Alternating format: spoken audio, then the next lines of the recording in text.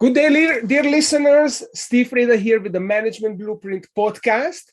And today I have with me Charles Frydenborg, the CEO of MarketMuse.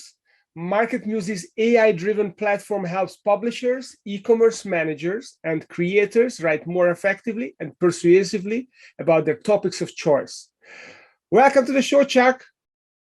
Thanks, Steve. I appreciate the opportunity. Oh, it's great to have you here. So Chuck, tell me a little bit about your story. How do you become the CEO of MarketMuse, and what's been your journey to that point in your life? Sure. Thank you for the question. So, I think there's a short-term answer and a longer-term one. The short-term one was that after spending 2 years at MarketMuse, leading the revenue part of the organization, given where we were and the challenges that we faced, the leadership team and the board asked me to move into this role, which was, humbling and very gratifying, as you might imagine, at the same time. When I look back, though, at the longer term path, I think the most important part of that journey, as I look back, is my ability to go through very honest introspection. I think it's very hard for all people to look in the mirror and see what's really there, as opposed to what they want to see. And I'll be the first one to admit that I grew up a little bit later than a lot of other people, and it took me a little bit longer to figure things out. But every step along the way, whether it was when I started my sales career at Gartner, when I became a sales leader for the first time, as my responsibilities continued to expand throughout my career, I feel like I was always able to look at me and understand that, I was growing, that I was developing strengths, but that there were a lot of things that I needed to work on. I had a lot of opportunities for growth, and I kept focusing on that and became a better person, a better husband, a better employee, a better leader. And it's pretty wild how things turned out. Yeah, that's awesome. So tell me a little bit about your journey in developing and growing MarketMuse. And obviously, there's going to be a reason why you were appointed the CEO. And specifically, I'd like to learn a little bit about any frameworks, or I call them management blueprints, that you picked up along the way and you applied in your business. Sure. Frankly, I think what led me to be asked to move into this role and the EOS framework are tied very closely together.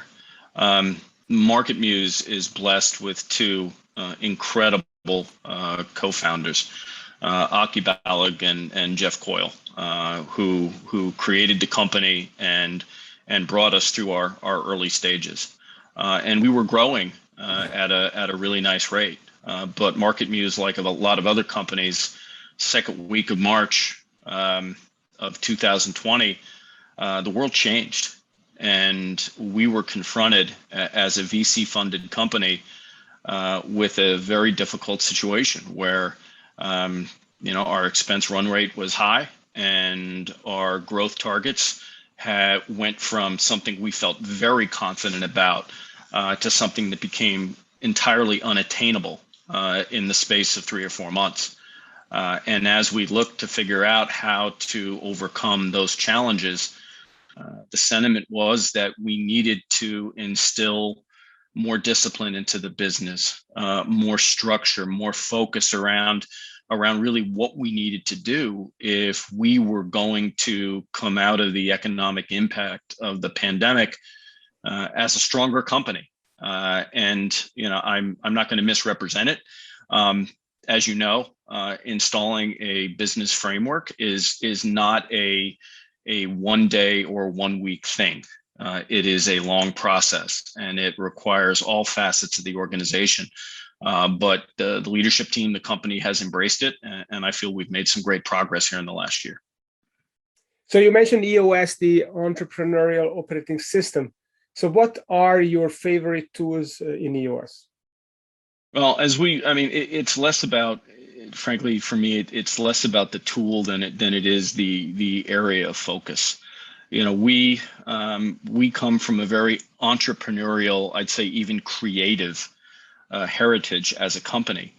And that can lead you down some wonderful paths relative to the functionality you create and the business issues that you solve. But we felt as an organization that we needed to increase our focus, establish a vision for exactly what we wanted to be and the business issues we needed to solve. Make sure that we identified the hurdles and obstacles that were in the way, as the US framework refers to as rocks, things that would make our goals either attainable or challenging, and make sure that we were not only picking a path that we felt was optimal, but one where we could be successful and we could execute. And again, we've got more work to do, but I feel like we've made a lot of progress here in the past year. Okay, so creating the vision and reverse engineering the rocks, the major steps to get there is what you emphasized here. Okay, so very good. So let's talk a little bit about MarketMuse. So how does MarketMuse help business owners improve the quality of their marketing? What are you guys doing to help business owners? What we do with content creation teams is primarily two things. Number one is we inject data and information into what is typically a very subjective decision-making process across the content creation workflow, starting with the biggest question, which is what should we be writing about? What areas of subjects should we be focused on? The second part of that assistance, though, goes down to very prescriptive guidance once those decisions have been made relative to what it means to be an expert on a particular topic, and how do you articulate that expertise, that topical authority in a piece of content. What makes this particularly critical, Steve, is that the search engine algorithms out there, they have a number of complex criteria that they look at that determines search performance. But the first and foremost of those is topical authority. How you can, again, demonstrate expertise, topical authority, so that you're not only making your content visible to the target audience through search, but once they engage that piece of content, that it's aligned with their intent, that it answers their questions, that it informs them, that it reflects well on your brand, and that it enables you to optimize your chance to have them take those desired next steps, whether it's a purchasing action or just simply wanting more information. Does that help? So how do you do that when the algorithms are always changing? How do you move it? And do you have to even move with that, or you just have it as a given and you just want your clients to provide as good a content as possible, and then hopefully the algorithms are going to appreciate that? Yeah, no, those algorithms do shift, and frankly, they shift probably a lot more than people think they do. There are certain varying degrees of the tweaks and changes they make to those algorithms, but we have to change with them. And the way we do that is by pulling thousands of pieces of documents on particular topics, seeing how they've performed in search, and being able to break down why they're performing that way. And what I guess the miracle here is, it's not really a miracle, but the magic is that we distill that information for our clients within seconds, where they can understand exactly how they need to write a piece of content to have it perform, and from a competitive lens, how that topic is being covered by organic competitors. So I've always, not always, but since I kind of tried my hand a little bit about tailoring content to the supposed algorithm. I mean, I use that application called Yoast, that I'm sure you're familiar with. And Sure. it was a very painful process because I couldn't just write an article, or I did write the article and then I had to rewrite it and I had to inject these keywords, and it just made it so clunky, and it just made it a dissatisfying experience. So is there a way to get around this kind of thinking? So the way you distill the information and present it, does it make it easier for the creative process to handle it, Well, or that's just the nature of the beast? I don't think it's the nature of the beast in the way we attack it. And we're able to meld that creative input that is so valuable to an effective piece of content being written, while also ensuring that there's a structure and a path that we're providing that gives the writer or editor the insights they need to create the piece of content that will perform. So when a company becomes a client of MarketMuse, the first thing we do is we load their existing content inventory into our platform. That enables them for the first time to see their content through the prism of our functionality.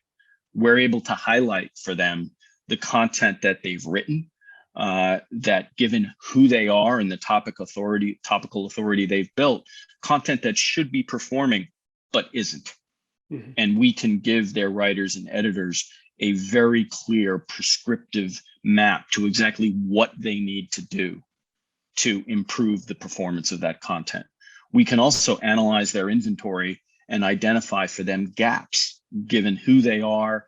And again, that topical authority they've created. We know that if they write comprehensively on that topic, that content will perform.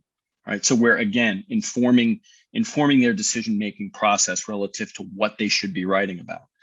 Once they've actually built out their content creation calendar and they know what they're going to be writing about and when, our assistance then shifts to on-page direction, where we provide, again, very prescriptive guidance to those writers, where we show them, if you're writing on this particular topic, the content should be approximately 2,500 words long, for example. It should cover this set of subtopics, and this is the depth with which it should cover each subtopic. We provide variances for them, because if you're going to introduce the same topic 8 times and you go at it the same way, you're going to put your audience to sleep, right? So we give them different contextual approaches that they can use to repeatedly introduce a topic, but do it in a way which is contextual and engaging. We provide them with a list of the questions that somebody who does a search on this topic is seeking information on. So they need to answer those questions. And then finally, we provide them with SEO recommendations, technical recommendations. So these are, internal pieces of content that you've already created that you should link to, because it'll improve your topical authority. And all this happens within seconds of when they do a query. Mm-hmm. Very interesting. So what I'm hearing is there are 3 steps. So first, they give you their existing contents, you audit it, you give them a map. Hey, these contents are great. There's lots of interest. So this is how you should prioritize them in your content calendar. And then when they want to create the content or recreate it, then you give them the prescriptive guidance to exactly how to do it, how long it should be, what keywords should there be, so that it has maximum impact. Exactly. And there's a third and final step that I haven't shared with you yet, which is that once they start writing the content, we actually have an offering or a capability which we call First Draft, which is an NLG content output that's generated from the content brief that we've provided them, that provides a jump start for them in actually creating the content. So it's not only about content performance, but it's about driving efficiency throughout the content creation process. Wow, that's amazing. What does NLG stand for? Natural language generation. So what I talked about at the outset relative to understanding content and giving direction as to how to write that content, that's actually NLP, natural language processing. When we actually create the technology developed output, that's NLG, natural language generation. And these technologies are patented. It's pretty cool. That makes sense. So switching gears here, big picture, what are some of the trends that you see in content marketing? What I'm hearing is that, 10 years ago, blogs were all the rage, and then podcasts came along, and then video. So do you see the kind of the ground shifting in content marketing? And if so, then what are the hot areas where you can generate content that attracts interest? The phrase I would use is that the landscape isn't shifting, it's expanding. And what I mean by that is the focus has gone beyond primarily written content. As you mentioned, video, audio, there's all different ways of creating content now at scale that organizations are embracing. But I say expanding as opposed to shifting. The focus on written content creation is not going away. Companies are understanding more and more now that content really is the foundation of demand generation. I'll poke fun at myself and my background for a moment. When I started in my career in sales, you could pick up the phone and actually call somebody and get them. After a while, that got more and more difficult, but there were ways to prospect via email. You could prospect via LinkedIn. Those methods of outreach, though, do not work anymore. The way to reach your target audience in an optimal way is by proactively informing them, by answering their questions, by creating a perception of subject matter expertise around your brand.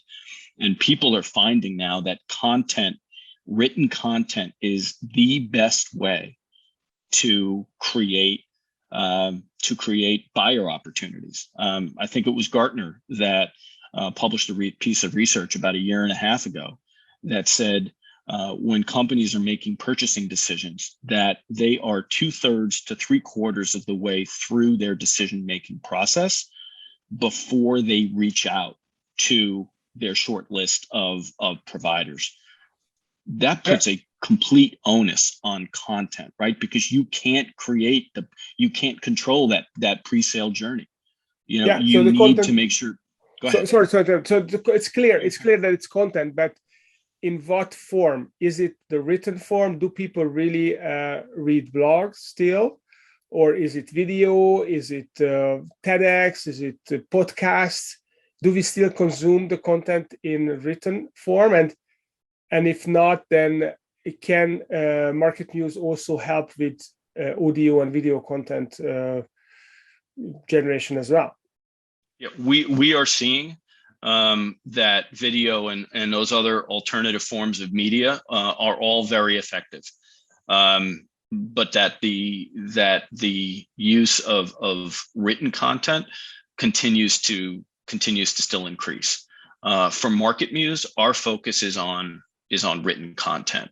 When it comes to video, we have frankly limited ways of delivering value to our clients through video content. And the only way we can do that is through transcripts of those video conversations. So, our focus is on written.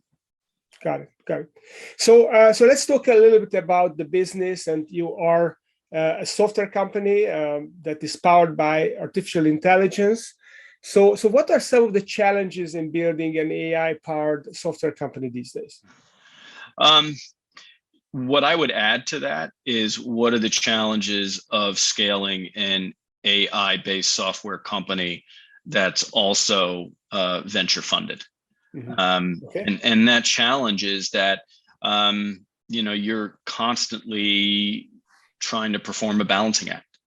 We are very fortunate right now in that our differentiation from our competitors is our functionality. It's what our platform is able to do, and the unique combination of business issues that through that functionality we can solve. But in order to continue to expand that advantage, it requires investment. It requires investment of product talent and engineering talent as we look to continue to push the boundaries of what's possible. We talked about 5 minutes ago about our NLG capability. That is something that is very unique in the quality of its output, and we've got to continue to make that our mission one, to ensure that we are on, in a leadership position in our industry and being able to provide unique value to our clients. And that takes money, that takes people, that takes resources, and being able to invest in those resources while scaling the business is at times a challenge. Mm-hmm. And where do you see the company going? Do you have a big, hairy, audacious goal? Like US calls it the 10-year picture, 10-year target, sorry. Do you have a 10-year target or a long-term goal for MarketMuse, and what does that look like? Yeah, so I think there's two answers to that. One is financial, but that's the boring part of it, which is that we have a history of growing about 75% year over year each year, and we want to continue to accelerate that. But I don't think that can be the goal, right? And for us, that as you said, that big, hairy, audacious goal for me is that MarketMuse becomes the standard of measuring content quality of topical authority. Wow, I like that. And how do you measure that? What is the measurement of content quality? Is there an index that can express that?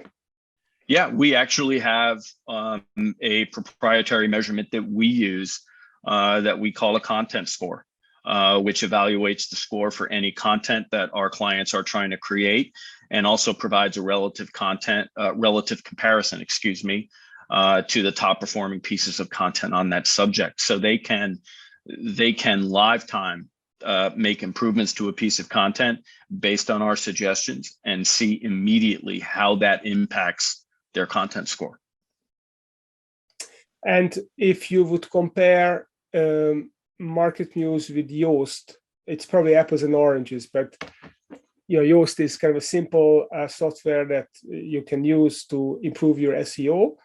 How would you compare it? What would be a good analogy to compare these two? Well, to be transparent, I think the apples and orange, statement that you made is close. It's actually more complementary than that. They're a partner of ours. So we look at what they do relative to the scale that they've driven. Frankly, it's an aspiration for us. Our focus right now is on making sure that we're continuing to improve the in-platform experience that we're providing our clients through that content strategy guidance, that on-page writing assistance, and the NLG output. Mm-hmm.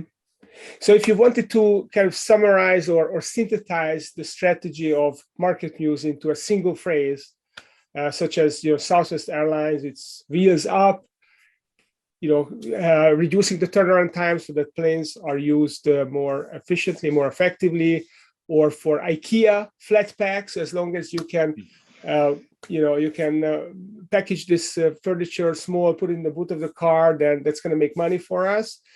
Or Starbucks, the third place between the home and the office. How would you synthesize your strategy into a single phrase? I hope I don't get my marketing team mad at me here. Off the top of my head, I'd say be an expert. What we help our clients do is understand what it means to be an expert on the topic they are writing about. And if they can execute on that aspiration, on that goal, their content will be visible to their target audience through search. And when that audience looks at that content, it will engage them and it will drive to the desired outcome. So yeah, be an expert. So it's the message to the users of MarketMuse that you have to be an expert and express that, or you actually help them to present themselves as an expert with They're whatever able to they present. have. Yeah, they're able, and I'm sorry, I didn't mean to step on you there. They're able to present themselves to be an expert. Okay, I love that. I love that. So if the listeners would like to learn more about MarketMuse and your product and your solutions and yourself specifically, where can they learn more and connect with you? All right. So first, for the company, our website, super straightforward, marketmuse.com. We just actually relaunched that website about 3 months ago now. We're super proud of it. We think it really answers all the questions a client would have, when they go up there. So please feel free to check that out. For me personally, please feel free to reach out to me. Would welcome the opportunity to talk to anybody in the audience. My email is very simple, charles@marketmuse.com. You can also find me on LinkedIn and reach out. Would welcome the opportunity to connect. That's awesome. So Charles Frydenborg, the CEO of MarketMuse, thank you for coming on the show and sharing your wisdom and your information and about your company. And to our listeners, if you enjoyed these conversations, please stay tuned. Next week, you're going to hear another exciting entrepreneur CEO coming on the show. Thank you.